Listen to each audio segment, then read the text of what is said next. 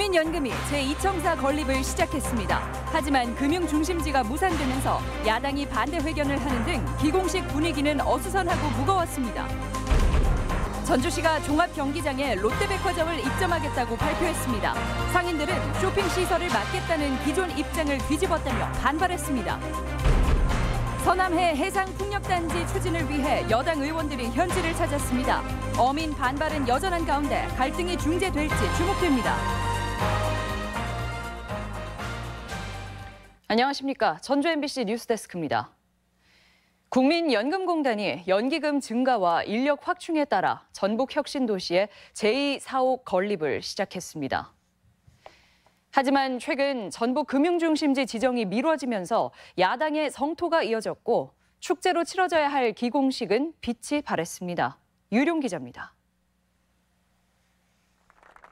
국민연금공단 본부동과 기금운용본부 사무동 앞 공터에서 공단 제2사옥 기공식이 열렸습니다. 현재 660조인 기금 규모가 2025년이면 1000조에 달할 것으로 예상돼 내년 10월까지 지상 9층 규모의 제2사옥 건립에 나선다는 것. 하지만 분위기는 무거웠습니다. 지난주 금융중심지 지정이 유보되면서 혁신도시 성장 동력이 꺾인 것 아니냐는 지적을 의식한 듯 도지사는 재추진을 강조했습니다. 이번 기회를 계기로 더 확실하고 완벽한 튼튼한 금융도시로 갈 수 있는 여건들이 만들어지는 계기가 되었다. 저는 이렇게 생각하면서 300여 명이 근무할 제2사옥 건립과 금융중심지 지정에 두 마리 토끼를 기대했던 김성주 공단 이사장도 아쉬움을 토로했습니다. 오늘 이 기공식은 공단과 전북이 금융도시 의지를 확고히 하고 한 걸음 더 나아가는 전환점이 될 것입니다. 내년 총선을 앞둔 시점에서 터진 금융중심지 지정 유보는 전북의 정치 쟁점으로도 부상했습니다. 민주평화당은 기공식에 앞서 국민연금 앞마당에서 현장 최고위원회의를 열고 정부 여당의 무책임을 성토했습니다. 정치적 결정이다. 어부전이다. 어차피 부산 때문에 전주는 포기할 수밖에 없다. 이 정부에서는 물 건너갔습니다. 이번에 포기했으면 3년 뒤에는 문재인 정권이 아닙니다. 전주 풍남문에서는 규탄대회까지 열고 민주당의 대선 공약 준수와 전북목 챙기기를 지적하기도 했습니다. 이에 대해 민주당은 현 정부 임기 내에 반드시 금융중심지 지정을 성사시키겠다며 평화당의 대응은 내년 총선을 의식한 과도한 정치 공세라며 중단을 촉구했습니다. MBC 뉴스 유룡입니다. 전주시가 수년째 표류해온 종합경기장 개발 계획을 수정해 발표했습니다. 당초 계획대로 생태공원을 조성하겠다고 했지만 롯데백화점 입주를 허용하겠다는 게 수정안의 핵심입니다. 먼저 전주시의 발표 내용을 한범수 기자가 살펴봤습니다. 전주시는 종합경기장 부지를 크게 시민의 숲과 마이스 산업 혁신기지로 나눠 개발할 예정이라고 밝혔습니다. 남쪽에 들어설 시민의 숲 공간은 기존 종합경기장과 야구장을 원형에 가깝게 남겨 콘서트홀과 광장 등으로 이용하고 주변은 녹지공원으로 조성한다는 구상인데 기존 전주시의 계획과 크게 다르지 않습니다. 하지만 북쪽 마이스 산업 혁신기지는 기존 구상과 완전히 달라졌습니다. 전주시는 이 공간에 롯데백화점을 허용하겠다고 밝혔습니다. 바로 옆에는 전시 컨벤션 센터와 호텔을 짓도록 할 계획이라고 밝혔습니다.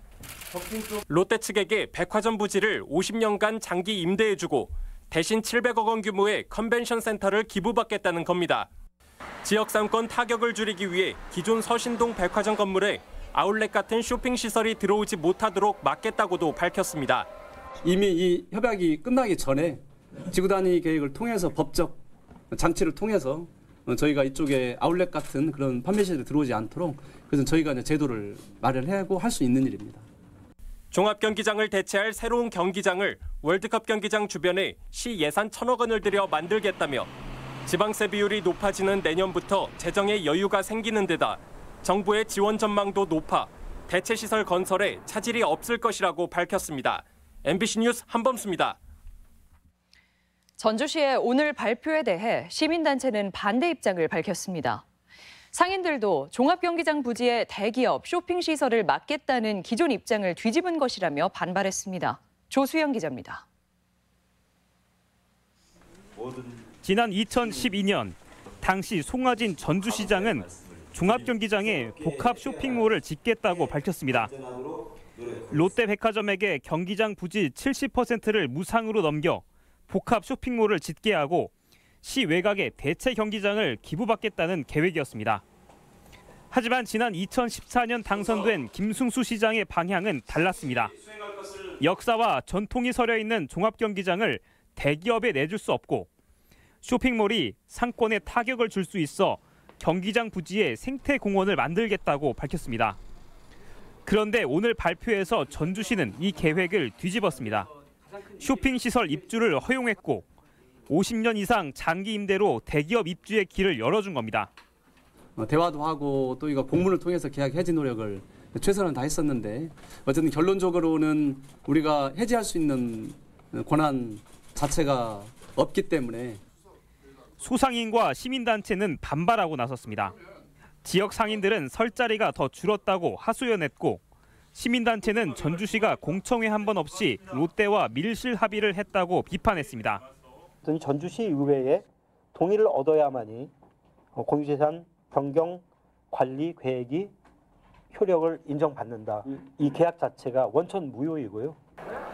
전주시는 상권에 미칠 영향을 고려해 고객층이 다른 프리미엄 백화점의 입주를 한정했다며 지역 여론을 차차 수렴해 가겠다고 밝혔습니다.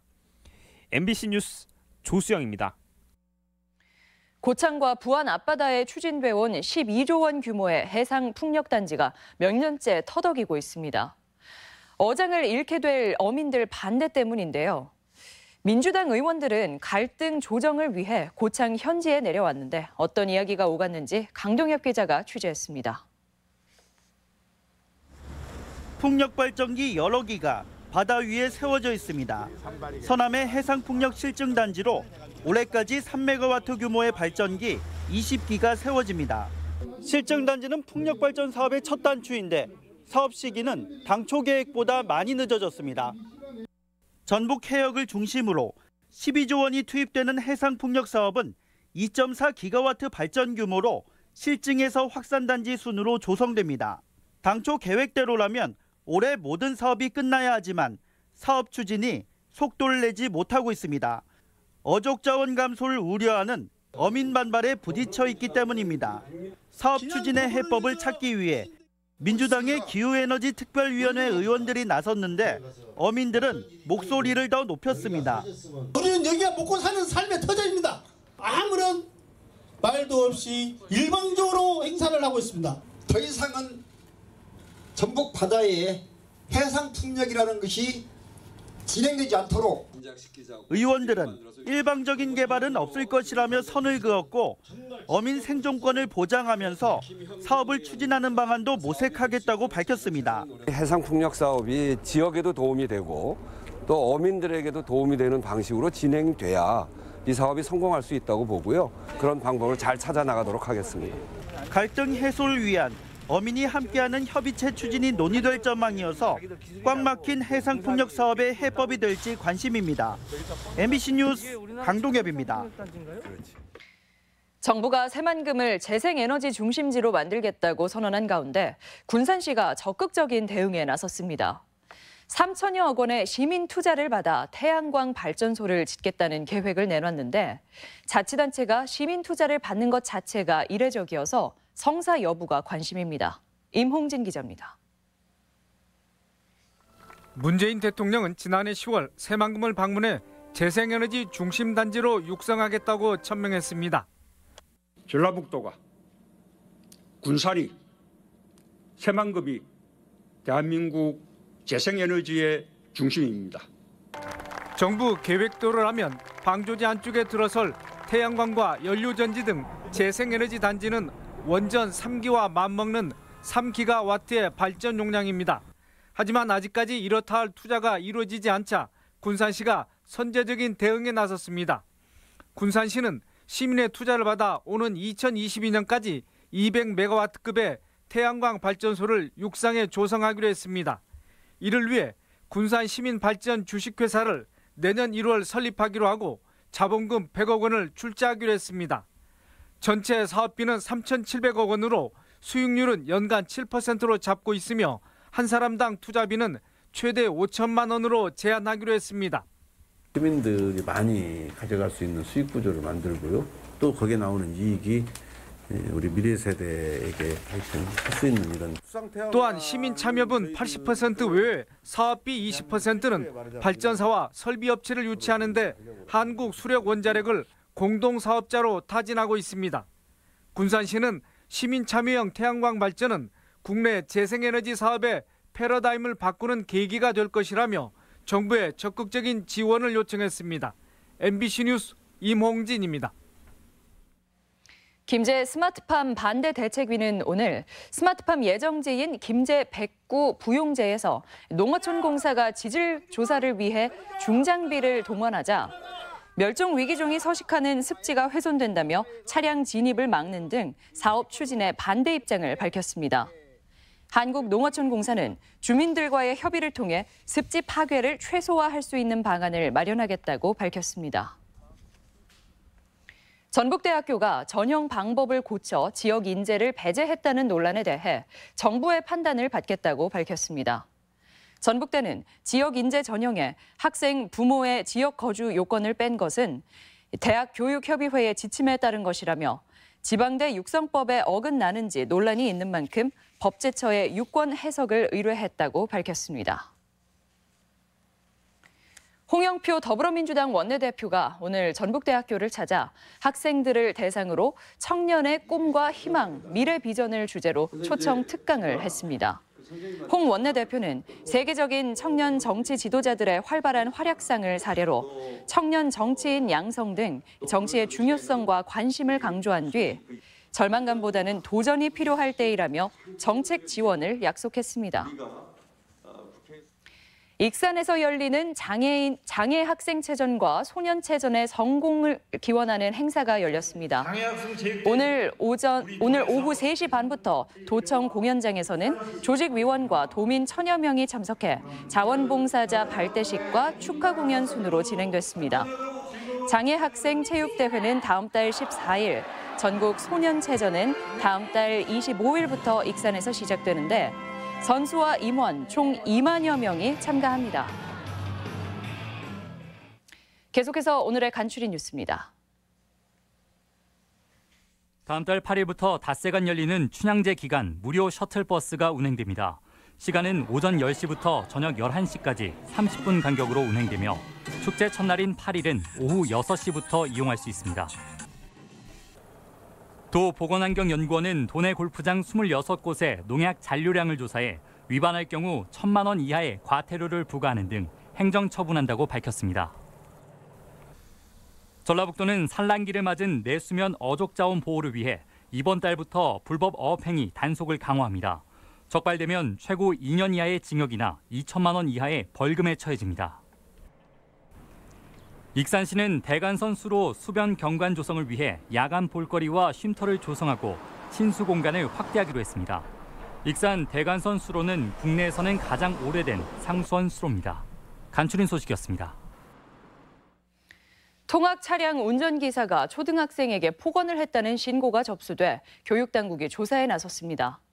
학부모에 따르면 어제 오전 8시 반쯤 군산시 개정면 자신의 집 앞에서 통학버스 기사 A씨가 아들의 멱살을 잡고 욕설을 했다며 교육청에 사실 확인을 요구했습니다.